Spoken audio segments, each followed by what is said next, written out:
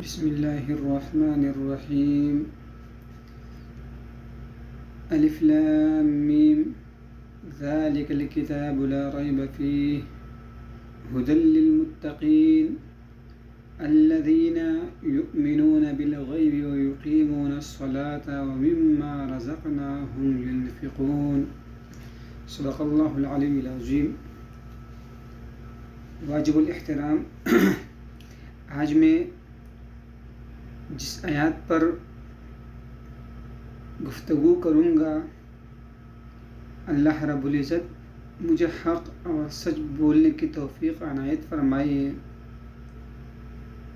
آیات ہے الذین یؤمنون بالغیب ویقیمون الصلاۃ، کہ وہ لوگ جو ایمان لاتے ہیں بالغیب، غیب پر، یقیمون الصلاۃ، اور قائم کرتے ہیں نماز کو، ومما رزقناہم ینفقون، اور ادا کرتے ہیں، خرچ کرتے ہیں ان میں سے جو ہم نے انہیں رزق دیا، اس میں سے اللہ کے راستے میں خرچ کرتے ہیں۔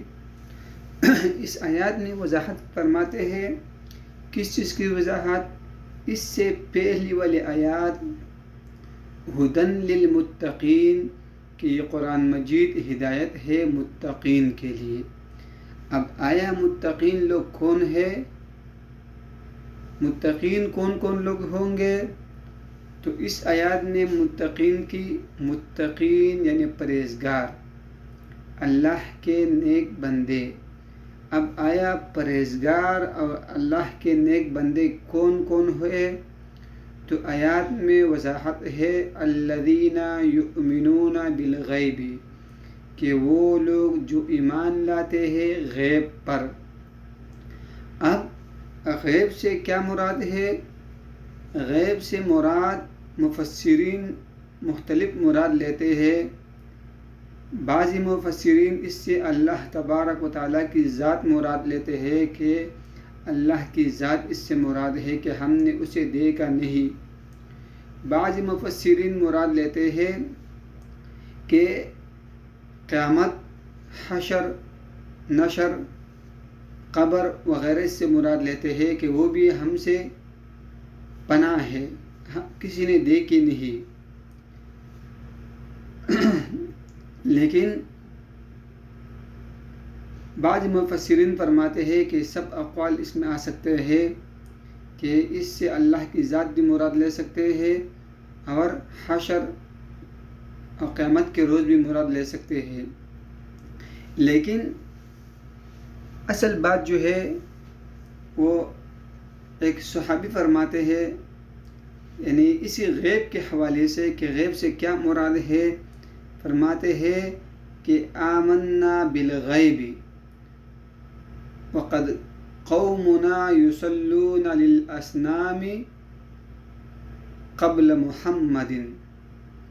آمنا بالغیب وقومنا یصلون للأوثان قبل محمد، کہ ہم نے غیب پر ایمان لایا، حالانکہ ہماری قوم عرب یعنی اس سے پہلے عبادت کرتی تھی بتوں کی جو اس کے سامنے ہوتی تھی۔ یعنی محمد صلی اللہ علیہ وسلم کے آنے سے پہلے ہم عبادت کس چیز کی کرتے تھے؟ جو ہمارے سامنے بت ہوا کرتی تھی، ہم اس کی عبادت کرتے تھے، ہمارے قوم اس کی عبادت کرتی تھی۔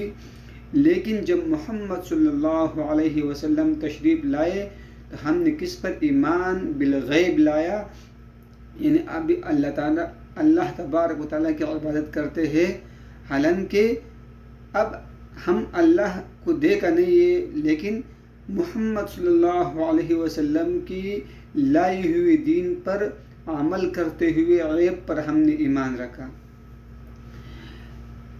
تفسیر معارف القرآن میں مولانا مفتی شفیع رحمۃ اللہ علیہ فرماتے ہیں کہ غیب سے کیا مراد ہے؟ غیب سے مراد یعنی وہ چیز ہے جسے انسان 5 طریقوں سے محسوس نہ کرے، اسے عیب کہا جاتا ہے۔ اب 5 طریقے کیا ہے دنیا کے اندر؟ سب سے پہلے تو 5 چیزیں جس سے ہم کسی نہ کسی چیز کو محسوس کرتے ہیں، وہ ہے سب سے پہلے تو ہے آنکھ، کہ ہم آنکھ سے کسی کو دیکھ لے تو ہم پہچان لیتے ہیں کہ یہ کون ہے کون نہیں ہے، کالا ہے سفید ہے پیلا ہے، آگ ہے پانی ہے، کیا چیز ہے کیا نہیں ہے، جانور ہے انسان ہے۔ دوسری چیز، ہم کانوں سے سن لیتے ہیں کہ آیا یہ ہمیں بلاتا ہے، میرا نام لیا، کسی اور کا نام لیا، اذان ہو رہا ہے یا کوئی گانا بجا رہے، کوئی تلاوت کر رہا ہے، یہ آواز دینے والا کون تھا کون نہیں تھا، ہم کبھی کبھی کانوں سے بھی پہچان کر لیتے ہیں۔ تو یہ دوسرا طریقہ ہو گیا، پہلا آنکھ، دوسرا کان۔ تیسرا چیز جو ہے وہ ہم ناک سے سونگھ لیتے ہیں کہ آیا کس چیز کی خوشبو آ رہی ہے، کسی نے عطر لگایا، کسی نے سپرے کیا، کوئی کھانے وغیرہ کا یا کوئی دوسرا مردار چیز کا بو آ رہی ہے، تو ہم کیا، تیسرا چیز جو ہے احساس کی، وہ ہے سونگنا، ہم ناک کے ذریعے سے سونگھ لیتے ہیں۔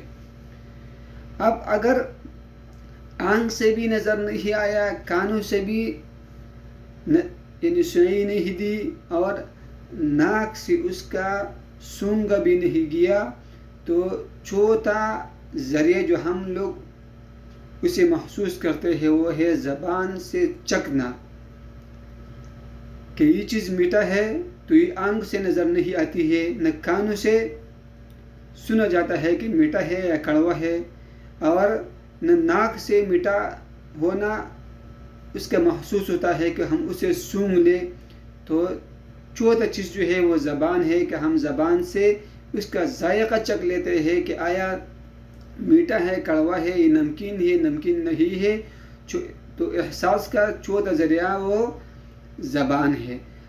آخری مرحلہ احساس کا وہ ہاتھ ہے، کہ آپ نے دیکھا ہوگا نابینا لوگ ہاتھ سے چیز کی پہچان کر لیتے ہیں، اور اس کے علاوہ ہم لوگ بھی ہاتھ کے ذریعے سے پہچان کر لیتے ہیں کہ آیا یہ کپڑا ہے یا کوئی اور چیز ہے، اسے ہاتھ لگا کر چیک کر لیتے ہیں کہ یہ نرم ہے یا سخت ہے، کیسا ہے کیسا نہیں ہے۔ عام طور پر نابینا حضرات زیادہ ہاتھ سے یہ چیز محسوس کرتے ہیں، ہاتھ ہو یا کوئی جسم کا اور حصہ ہو، ٹانگ ہو، پیر ہو، کندھا ہو۔ اب جاتے ہوئے نابینا لوگ جب جاتے ہیں تو دیوار سے اس کا کندھا ٹکرا گیا تو اسے پتہ چلتا ہے کہ آگے راستہ نہیں ہے، راستہ ختم ہو گیا ہے، اس طرف دیوار ہے۔ تو یعنی بدن سے ٹچ کرنا یہ آخری مرحلہ ہوتا ہے احساس کی۔ تو اب ایمان بالغیب کا کیا معنی؟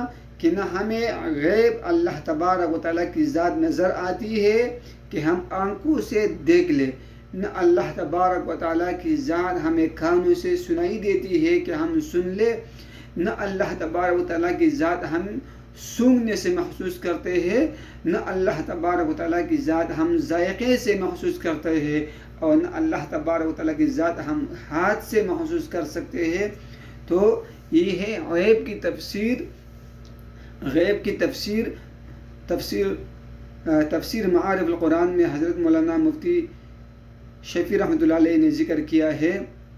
اس کے ساتھ اس کا وضاحت حدیث جبریل میں مشکات شریف میں ایک مفصل حدیث ہے، اس سے بھی ہوتا ہے کہ غیب پر ایمان لانا، ایمان کیا پوچھا گیا پیغمبر صلی اللہ علیہ وسلم نے جبریل علیہ السلام سے، تو جبریل نے جواب دیا کہ آپ اللہ پر ایمان لائے، ملائکوں پر ایمان لائے، قیامت کے دن پر ایمان لائے، جزا سزا پر ایمان لائے۔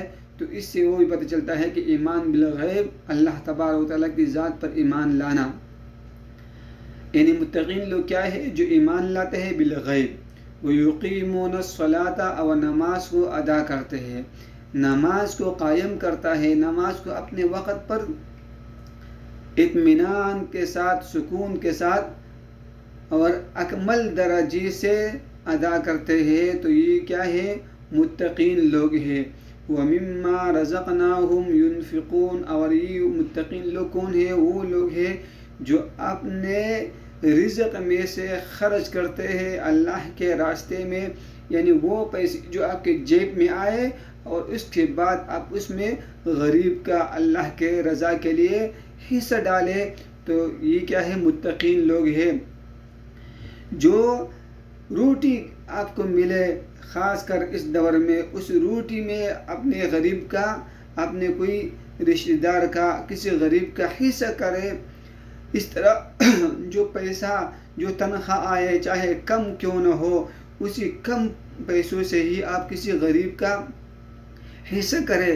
ہمارے استاد محترم اللہ تبارک و تعالیٰ اس کی قبر جنت کا باغیچہ بنائے اور اس کا قبر اللہ تبارک و تعالیٰ کشادہ کرے اور ہر قسم راحت اللہ تبارک و تعالیٰ اسے نصیب کرے۔